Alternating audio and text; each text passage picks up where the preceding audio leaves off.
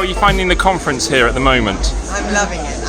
I always like these kind of conferences purely because it's a whole camaraderie of people, a whole plethora of different people from different experiences of the Lord coming together with one heart to discover more of His face in this kind of environment. So, and it's also a real treat for me because I'm a pastor of Bethel.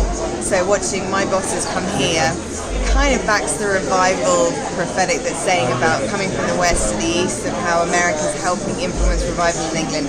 So I get very excited about this race. And how important is the healing ministry in the body of Christ? How do you see that growing at the moment?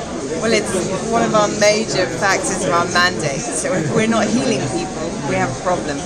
And I don't really understand why would we be going in towards an understanding of seeking who He is, finding that's the nature of who He is that He heals us from the afflictions, whether it be our own choices of things that we are yet to discover has afflicted us beforehand. There's times where I actually see the Lord show up before we need the healing.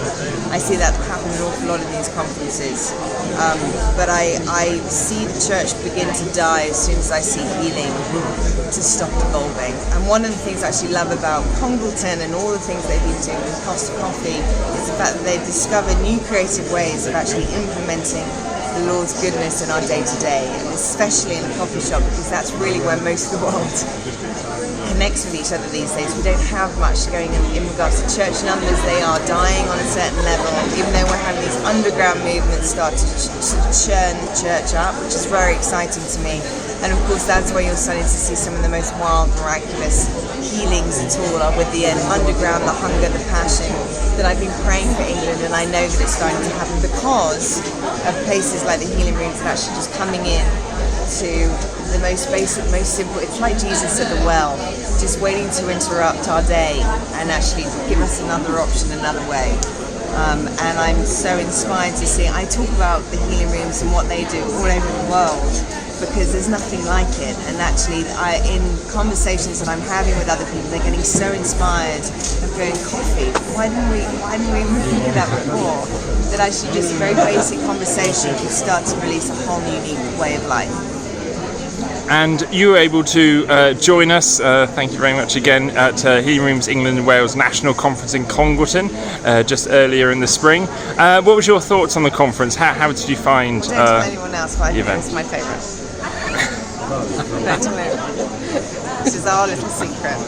It was my favourite, and I tell you why. I haven't actually preached in England for a very long time, probably for about 8 years. And that wasn't really my job beforehand. So I kept on going to America, so excited about revival and feeling a bit deflated when I came back, until that conference.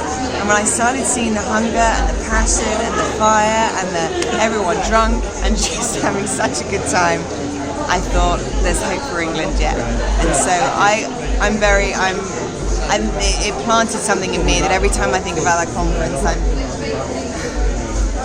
don't know, I felt like I was home. I was homesick. Exactly, I was homesick. Thank you. Giving me a nudge on the side. Yeah, I was homesick, and I got home. I was home and I got homesick. That's what doesn't make any sense to me, until I actually discovered that finding and abiding in Him was exactly what we all needed, in a much more authentic, much more raw way. And that's the beautiful. I think of the northern parts of England, it's going to swift into the south finally. Just be a bit authentic and our journey. And I guess finally, what are your expectations for later this year? Further growing that healing ministry, and hopefully come back to England again soon. I think as we start to get more authentic, we start to be more honest with ourselves, we start to be more confident in the Lord's goodness, because we're taking more risks. Now we're not performing anymore, now we're taking more risks. We're not letting our ego get in the way of healing, which I think sometimes can happen. We're scared to pray for the person on the prayer line in case it doesn't work, or it reflects somehow that we're not anointed enough in healing. But the more risks we take, the more miracles we actually see come into our existence, and the more courageous we get. So I actually think we'll just go and journey into a more unreasonable amount of courage that doesn't make any sense in the natural, but makes perfect sense in the supernatural.